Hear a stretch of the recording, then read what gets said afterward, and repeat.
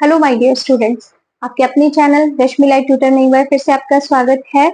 आज हम जिस टॉपिक के बारे में बात करेंगे वो है transportation of substances.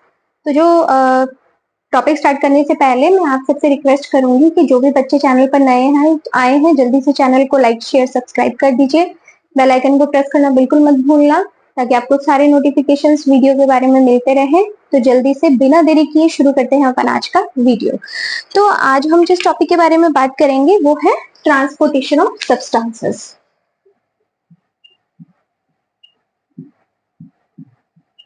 Transportation of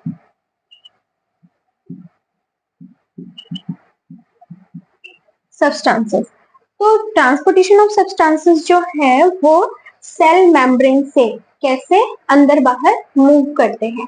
तो जो सब्सटेंसेस होते हैं वो जो सेल मेम्ब्रेन होते हैं,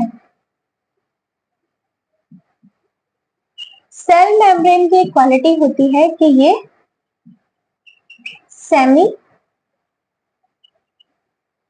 परमिएबल होती है। सेमी परमिएबल का मतलब, देखिए परमिएबल का मतलब ये होता है कि ये जो सेल मेम्ब्रेन होती है किसी भी चीज को अंदर बाहर मूव करने के लिए permission they. And semi permeable का मतलब होता है कुछ सब्सटेंसेस को ये परमिट करती है और कुछ सब्सटेंसेस को ये परमिट नहीं करती है। तो बेसिकली जो ट्रांसपोर्टेशन होता है सब्सटेंसेस का सेल मेम्ब्रेन के थ्रू वो दो टाइप का होता है। दो टाइप का होता है। कौन कौन सा होता है? एक होता है एक्टिव एंड एक होता है पैसिव। ओके, तो एक्टिव ट्रांसपोर्ट वो होता है जिसके अंदर हमें एटीपीज की जरूरत होती है। ठीक है, जहां पे हमें एनर्जी की जरूरत होती है या फिर एटीपी की जरूरत होती है वो होता है एक्टिव ट्रांसपोर्ट। एंड जो पैसिव ट्रांसपोर्ट होता है उसके अंदर हमें एनर्जी की नो एनर्जी रिक्वायर्ड, हमें किसी भी तरह की कोई एनर्जी की जरूरत नहीं होती है। ये जो पैसिव ट्रांसपोर्ट है अगेन वो तीन टाइप का होता है। कौन कौन सा? डिफ्यूजन, फैसिलिटेटिव,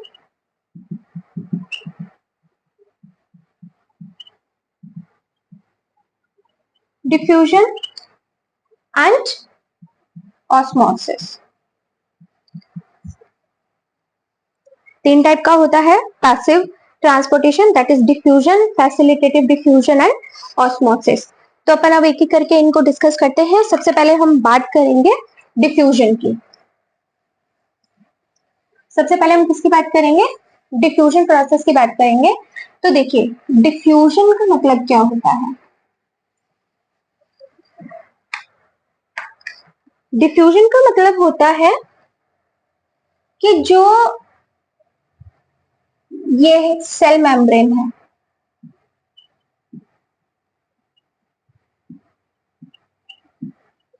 हम यहाँ पे बात कर रहे हैं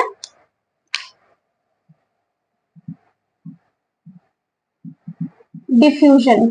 ठीक है, तो जो सेल मेम्ब्रेन है इसके थ्रू जो सब्सटेंसेस हैं वो अपनी हाई कॉन्सेंट्रेशन से लो कॉन्सेंट्रेशन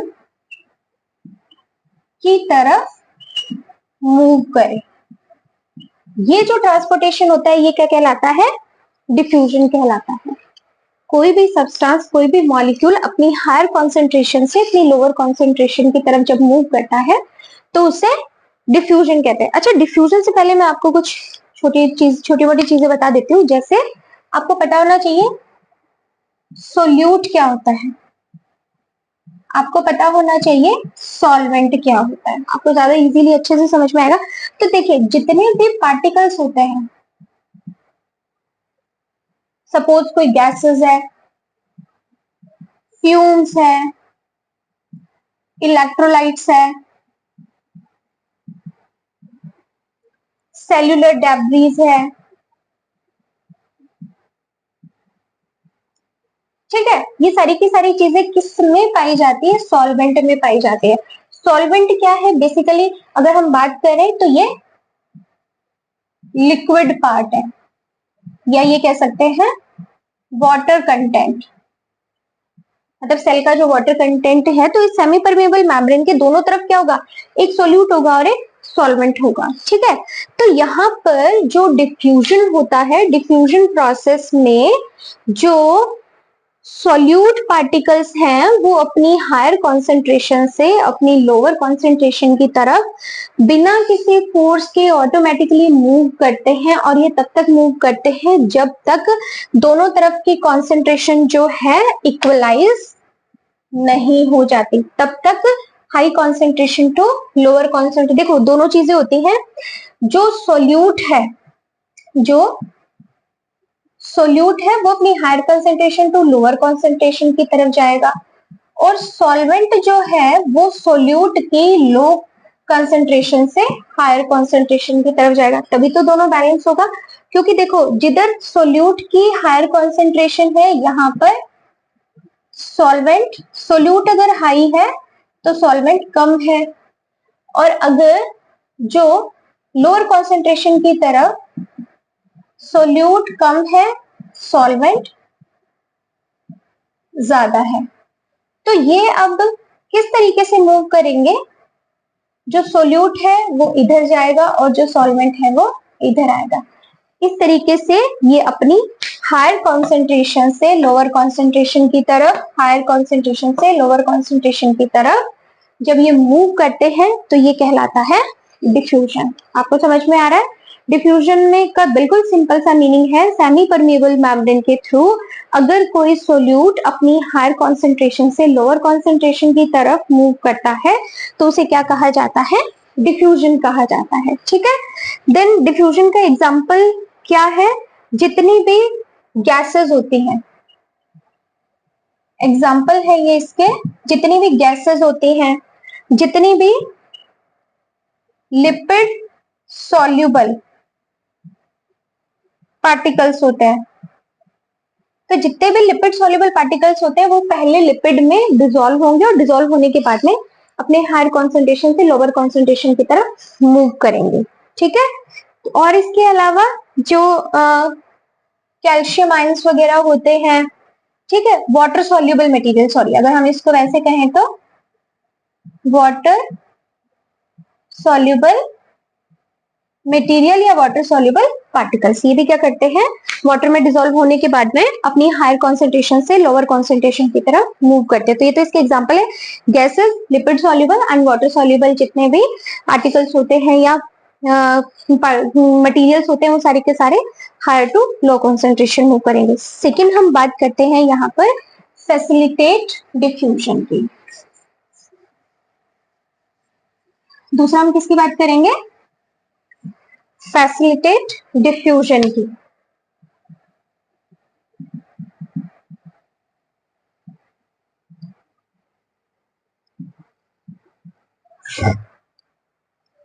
फैसिलिटेट डिफ्यूजन भी क्या है, पैसिव प्रोसेस है। जैसे डिफ्यूजन पैसिव प्रोसेस था वैसे ही जो फैसिलिटेट डिफ्यूजन है वो भी क्या है, पैसिव डिफ्यूजन प्रोसेस है। यहाँ पर क्या होता है, जो मूवमेंट यही होगा, higher concentration to lower concentration ही होगा, लेकिन यहाँ पर ध्यान देने वाली बात यह है, जब हमने सेल मेम्ब्रेन की स्ट्रक्चर पढ़ी थी तो हमने यहाँ पर इस तरीके से वहां पर प्रोटीन मॉलिक्यूल्स पढ़े थे। जो हमारी सेल मेम्ब्रेन की हमने स्ट्रक्चर पढ़ी थी वहां पे हमने क्या पढ़े थे, प्रोटीन, लार्ज प्रोटीन मॉलिक्यूल। तो देखिए ये जो लार्ज प्रोटीन मॉलिक्यूल होते हैं बेसिकली ये रिसेप्टर का काम करते हैं। अब ये किसके लिए रिसेप्टर का काम करते हैं, ये कार्बोहाइड्रेट के लिए हो सकता है, प्रोटीन के लिए, कोई और अदर प्रोटीन या अमीनो एसिड्स के लिए हो सकता है, या फिर इसके अलावा कोई और ऐसा सब्सटेंस हो सकता है जिसको एक साइड से दूसरी साइड हमें मूव करवाना होता है। तो कार्बोहाइड्रेट में ग्लूकोज मॉलिक्यूल की बात कर रहे हैं हम यहाँ पे, तो ग्लूकोज, अब देखो हर सेल के अंदर स्पेसिफिक प्रोटीन जो होता है वो अलग अलग मॉलिक्यूल्स का रिसेप्टर होता है, मतलब हर मॉलिक्यूल का स्पेसिफिक रिसेप्टर होता है। ये जो पैसिव फैसिलिटेटिव डिफ्यूजन होता है। फैसिलिटेटिव दैट मीन्स आपको फैसिलिटी दी जा रही है। तो यहाँ पर अगर ये सेमी परमिएबल मेम्ब्रेन जो है, इस तरीके से देखिए, अगर ये सेमी परमिएबल मेम्ब्रेन है और यहाँ पर जो प्रोटीन पार्टिकल है ये क्या करता है, रिसेप्टर का काम करता है, इसके साथ either carbohydrate, either amino acid या कोई और पार्टिकल जो है वो आकर के जुड़ जाता है इसके साथ, इस तरीके से अटैच हो जाएगा। इस तरीके से अटैच होने के बाद में ये जो प्रोटीन मॉलिक्यूल है एक चैनल की तरह काम करेगा और इस पार्टिकल को इस सेमी परमिएबल मेम्ब्रेन के थ्रू होता हुआ अपनी हायर कंसंट्रेशन से लोअर कंसंट्रेशन की तरफ इसे मूव करवाएगा। ठीक है, तो यहाँ पर होता ये भी पैसिव ही है, हमें किसी एनर्जी की जरूरत नहीं होती, बट यहाँ पर एक रिसेप्टर जो है, जो सेल मेम्ब्रेन की सरफेस पर प्रोटीन पाए जाते हैं वो एक रिसेप्टर या एक चैनल की तरह काम करते हैं और उस चैनल के थ्रू ये जो पार्टिकल्स होते हैं, कार्बोहाइड्रेट या ग्लूकोज मॉलिक्यूल्स हो गए, अमीनो एसिड्स हो गए या कोई अदर मॉलिक्यूल्स है, तो वो कोई एंजाइम है, हार्मोन है, बनने के बाद में इन प्रोटीन चैनल्स के थ्रू सेमी परमिएबल मेम्ब्रेन से होते हुए हाई कंसंट्रेशन से लोअर कंसंट्रेशन की तरफ मूव करते हैं। ठीक है, ये कहलाता है फैसिलिटेटिव डिफ्यूजन। थर्ड जो है हम यहाँ पर बात करते हैं वो है ऑस्मोसिस।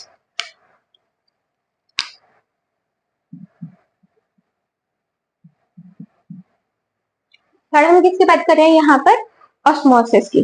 तो ऑस्मोसिस प्रोसेस में क्या होता है, पैसिव मूवमेंट ऑफ वाटर।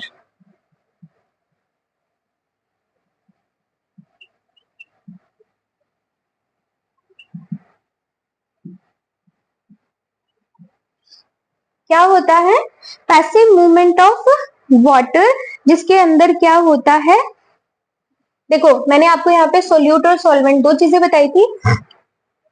जैसे मैंने डिफ्यूजन में आपको बताया कि जो सोल्यूट है अपनी higher concentration to lower concentration की तरफ मूव करता है, उसी तरीके से जो सॉल्वेंट है वो भी अपनी हायर कॉन्सेंट्रेशन से लोअर कॉन्सेंट्रेशन की तरफ मूव करता है। तो यहाँ पर जो वाटर है यानी कि जो सॉल्वेंट है वो क्या करता है, सेमी परमिएबल मेम्ब्रेन के थ्रू होता हुआ जो सोल्यूट की लो कॉन्सेंट्रेशन, देखो हम सॉल्वेंट को ऐसे नहीं बता सकते, हमें सॉल्वेंट को बताने के लिए सोल्यूट की बारे में बताना पड़ेगा। तो जो ऑस्मोसिस है उसमें क्या होता है, जो सॉल्वेंट है वो सोल्यूट की लो कंसंट्रेशन से सोल्यूट की हायर कंसंट्रेशन की तरफ मूव करता है, दोनों को बैलेंस करने के लिए। आपको मैं इसका एक और एग्जांपल देती हूँ। देखिए, एक तरफ पानी और चीनी, यहाँ पर भी चीनी और पानी, एक तरफ पानी की मात्रा ज्यादा है और चीनी की मात्रा कम है, दूसरी तरफ चीनी की मात्रा ज्यादा है और पानी की मात्रा कम है। पानी क्या है, सॉल्वेंट, और चीनी क्या है, सोल्यूट। ठीक है, चीनी क्या है, सोल्यूट।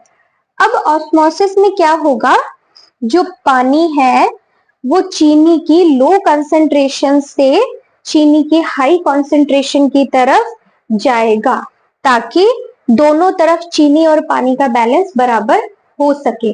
तो ये जो सॉल्वेंट या वाटर का मूवमेंट होता है सोल्यूट की लो कंसंट्रेशन से सोल्यूट की हाई कंसंट्रेशन की तरफ जाने का, ये कहलाता है ऑस्मोसिस। समझ में आ रहा आपको, ये आपको क्या कहलाता है, ऑस्मोसिस कहलाता है। ठीक है, देन उसके बाद में नेक्स्ट हम यहाँ पर बात करते हैं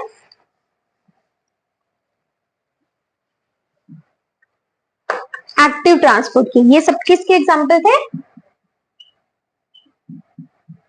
पैसिव ट्रांसपोर्टेशन का। सेकेंड हम बात करते हैं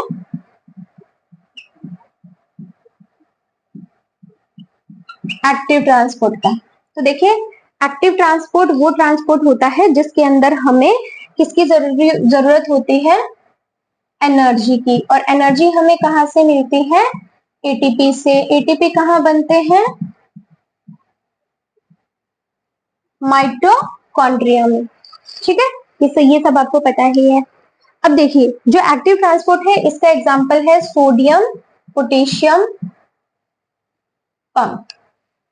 आप सबको पता है पोटेशियम सेल के अंदर रहता है और सोडियम सेल के बाहर रहता है। जो पोटेशियम है वो इंट्रासेल्युलर होता है और जो सोडियम है वो एक्स्ट्रा सेल्युलर होता है। तो देखिए ये जो केटायंस होते हैं, इन केटायंस को सपोज सोडियम अंदर आ रहा है, पोटेशियम बाहर जा रहा है, जितना सोडियम मॉलिक्यूल्स अंदर आएंगे उतने पोटेशियम मॉलिक्यूल बाहर जाएंगे। तो ये जो मूवमेंट होता है, इस मूवमेंट के लिए हमारी ये जो सेल है इसको एनर्जी खर्च करनी पड़ती है और इस एनर्जी खर्च करने की वजह से ही ये जो ट्रांसपोर्टेशन होता है, इस ट्रांसपोर्टेशन को क्या कहा जाता है? एक्टिव ट्रांसपोर्टेशन सिस्टम कहा जाता है। जितने सोडियम और पोटेशियम का एक्सचेंज होता है उतना एनर्जी की हमें रिक्वायरमेंट हमेशा रहती है।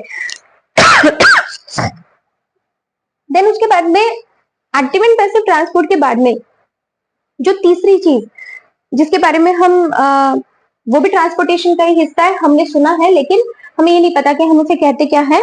तो तीसरा जो, ये आपको एक्टिव ट्रांसपोर्ट समझ में आ गया होगा, जहां पर हमें किसकी रिक्वायरमेंट होती है? एनर्जी की रिक्वायरमेंट होती है। एनर्जी हमें एटीपी से मिलती है और एटीपी माइटोकॉन्ड्रिया में बनते हैं। इसका एग्जांपल है सोडियम पोटेशियम पंप। ठीक है, अब उसके बाद ये सोडियम पोटेशियम पंप की जरूरत क्या पड़ती है? बहुत बार ऐसा होता है कि डायरिया वॉमिटिंग की वजह से आपकी बॉडी से फ्लूइड लॉस हो जाता है। तो फ्लूइड लॉस होने की वजह से बॉडी के अंदर सोडियम कॉन्सेंट्रेशन बढ़ जाती है। उस कंडीशन में सोडियम सेल के अंदर चला जाएगा और पोटेशियम सेल के बाहर आ जाएगा। इस तरीके से जो बैलेंस हमारी बॉडी के अंदर मेंटेन करने के लिए सोडियम पोटेशियम पंप जो है वो कंटिन्यूअसली चलता रहता है। ठीक है, अब हम बात करते हैं तीसरे ट्रांसपोर्टेशन की, जिसके बारे में हमने स्टार्टिंग में जिक्र नहीं किया था, लेकिन वो भी हम ट्रांसपोर्टेशन में ही पढ़ते हैं। तो जो तीसरा हमारा टाइप है ट्रांसपोर्टेशन का वो है बल्क ट्रांसपोर्ट। अब देखो, एक दो मॉलिक्यूल्स हैं, पार्टिकल्स हैं, एमिनो एसिड्स हैं, ग्लूकोज मॉलिक्यूल्स हैं, ये सारे के सारे तो सोडियम पोटेशियम है, एक दो करके बाहर जा सकते हैं, अंदर आ सकते हैं। सोल्यूट सॉल्वेट कॉन्सेंट्रेशन में डिफ्यूजन प्रोसेस के थ्रू मेंटेन हो जाती है। लेकिन अगर आपको बल्क में कुछ भी ट्रांसपोर्ट करना है तो बेसिकली उसके अंदर 3 मेथड्स होते हैं। वो तीनों मेथड्स कौन कौन से हैं? नंबर 1 पिनोसाइटोसिस, ठीक है। Number 2 phagocytosis and number 3 that is exocytosis. अब इसको देखिए फटाफट एक डायग्राम ड्रॉ करते हैं, उस डायग्राम से हम इसको जल्दी से समझ लेते हैं। ये सेल है। सबसे पहले बात करेंगे हम पिनोसाइटोसिस के। जब भी कोई लार्ज मॉलिक्यूल्स, लार्ज पार्टिकल्स को आपको सेल के बाहर एक्सपेल्ड आउट करना है तो क्या होता है? वो जो पार्टिकल है वो सेल की सरफेस पर इस तरीके से जुड़ता है, सरफेस के पास आता है। जैसे ये पार्टिकल इस सरफेस पर आता है, ये जो सेल मेम्ब्रेन होती है इसके चारों तरफ इस तरीके से कवरिंग बना लेती है। इस तरीके से कवरिंग बना करके ये इसको ऐसे सरफेस पर ले आती है और सरफेस पर ला करके इसको बाहर एक्सपेल कर देती है। मतलब छोटी छोटी माइन्यूट वेसिकल्स बना करके ये जो सेल मेम्ब्रेन होती है वो पिनोसाइटोसिस प्रोसेस के थ्रू उस पार्टिकल को सेल के बाहर निकाल देती है। ये तो है पिनोसाइटोसिस। सेकेंड आता है फैगोसाइटोसिस। फैगोसाइटोसिस के अंदर क्या होता है कि अगर कोई सेल्यूलर डेब्रीज है, ठीक है, ये क्या है? Cell debris. तो ये जो सेल डेब्रीज है ये एक वेसिकल में कन्वर्ट हो जाएगी। अब इस वेसिकल के साथ आकर के यहाँ पर लाइसोसोम जुड़ जाएगा। ये क्या है? लाइसोसोम जुड़ जाएगा। जैसे ही सेल्यूलर डेब्रीज की वेसिकल के साथ ये लाइसोसोम आकर के जुड़ेगा, ये लाइसोसोम अपने एंजाइम्स को रिलीज करेगा। जो लाइसोजाइम होता है ये उसको रिलीज करेगा और इस पूरी की पूरी सेल को डिस्ट्रॉय कर देगा। इस पूरी की पूरी सेल को क्या करेगा? डिस्ट्रॉय करेगा। फैगोसाइटोसिस का मतलब ही क्या होता है? भक्षण करना। तो यहाँ पर बेसिकली जो फैगोसाइटोसिस होता है वो किसके लिए होता है? सेल डेब्रीज के लिए या फिर डेड पार्टिकल्स के लिए। जो डेड पार्टिकल्स हैं वो सबसे पहले एक वेसिकल में कन्वर्ट होंगे, चारों तरफ से एक वेसिकल बना लेंगे, उसके साथ लाइसोजाइम जो है वो आकर के जुड़ जाएगा। वो अपने एंजाइमेटिक एक्शन के थ्रू उस सेल्यूलर डेब्रीज को डिस्ट्रॉय कर देगा, एनगल्फ कर देगा। अब बात आती है एक्सोसाइटोसिस की। एक्सोसाइटोसिस में क्या करते हैं हम, देखिए एक्सोसाइटोसिस में क्या होता है कि जो सेल है उससे अगर बल्क में कोई भी चीज बाहर निकालनी है, सपोज सेलुलर डेब्रिस बहुत ज्यादा हो गया, वेस्ट मटेरियल, वेस्ट प्रोडक्ट बाहर निकालना है, तो सबसे पहले क्या होगा, ये वेस्ट मटेरियल है, सबसे पहले ये वेस्ट मटेरियल क्या होगा, अपने चारों तरफ एक कवरिंग बना लेगा। धीरे धीरे ये जो कवरिंग है ये इस सेल मेम्ब्रेन के साथ जुड़ जाएगी, सेल मेम्ब्रेन के साथ ये अटैच हो जाएगी। फिर उसके बाद में ये इस तरीके से एक वेसिकल में कन्वर्ट हो जाएगी, और वेसिकल में कन्वर्ट होने के बाद में ये जो डेब्रीज हैं ये सारी के सारे बाहर निकल जाएंगे। ठीक है, ये सारी के सारी क्या होंगी, बाहर निकल जाएंगी। जैसे इसके अंदर देखो, दोबारा समझ लो, पिनोसाइटोसिस के अंदर क्या होता है, जो लार्ज पार्टिकल या मॉलिक्यूल है वो सेल मेम्ब्रेन के साथ अटैच होता है, अटैच होने के बाद में एक वेसिकल के फॉर्म में उसे सेल से बाहर निकाल दिया जाता है। फैगोसाइटोसिस में क्या होता है, जो डेड सेल या डेड पार्टिकल है वो एक वेसिकल में कन्वर्ट होते हैं, लाइसोसोम उसके साथ अटैच होता है, और लाइसोसोम जो है उसको लाइसोजाइम एंजाइम की एंजाइमेटिक एक्शन के थ्रू से डिस्ट्रॉय कर देता है, एनगल्फ कर देता है। ठीक है, एंड एक्सोसाइटोसिस में क्या होता है, जो मेजर सेलुलर डेब्रीज या मेजर वेस्ट मटेरियल होता है वो अपने आप को एक वेसिकल में कन्वर्ट करता है, सेल वॉल की सेल मेम्ब्रेन के साथ अटैच होता है, सेल मेम्ब्रेन के साथ अटैच होने के बाद में ये जो वेसिकल है वो बाहर की तरफ रप्चर हो जाती है, और ये जितना भी वेस्ट मटेरियल है वो बाहर एक्सपेल्ड आउट हो जाता है। तो ये तो था transportation of substances. Transportation of substances एक बार फिर से अपन रिव्यू कर लेते हैं, फटाफट हम गेम्स देख लेते हैं, जिसके अंदर सबसे पहले हमने देखा कि जो ट्रांसपोर्टेशन होता है दो टाइप का होता है, active and passive transport. Active transport जो है जिसके अंदर एटीपी की जरूरत होती है, एनर्जी की जरूरत होती है, इसका एग्जाम्पल है sodium potassium pump. And passive transportation जो है उसके अंदर तीन आते हैं, diffusion, selective, facilitative diffusion and osmosis. Diffusion के अंदर क्या होता है, जो सोल्यूट है अपनी हायर कंसंट्रेशन से लोअर कंसंट्रेशन की तरफ मूव करता है। जो फैसिलिटेटेड डिफ्यूजन है, यहाँ पर भी जो सोल्यूट है हायर टू लोअर कंसंट्रेशन चाहता है, लेकिन उसे एक चैनल या मीडियम चाहिए, एक रिसेप्टर चाहिए, और वो रिसेप्टर का काम कौन करता है, सेल मेम्ब्रेन में पाए जाने वाले प्रोटीन पार्टिकल्स, बड़े लार्ज प्रोटीन पार्टिकल्स जो होते हैं। एंड ऑस्मोसिस के अंदर क्या होता है, जो सॉल्वेंट है वो सोल्यूट की हायर कॉन्सेंट्रेशन, सोल्यूट की लो कॉन्सेंट्रेशन से सोल्यूट की हायर कॉन्सेंट्रेशन की तरफ सॉल्वेंट जो है वो मूव करता है, उसे कहा जाता है ऑस्मोसिस। एंड बल्क ट्रांसपोर्ट जो होता है, बल्क ट्रांसपोर्ट में तीन टाइप आते हैं, पिनोसाइटोसिस, फैगोसाइटोसिस एंड एक्सोसाइटोसिस। तो इसी के साथ स्टूडेंट्स आज का वीडियो मैं खत्म करना चाहूंगी, और अगर इस वीडियो में आपको कुछ भी समझ ना आया हो तो आप कमेंट सेक्शन में जरूर बताइए, और मेरे चैनल पर इसी तरीके से बने रहिए interesting facts and interesting topics के लिए। Till then students, thank you and bye bye.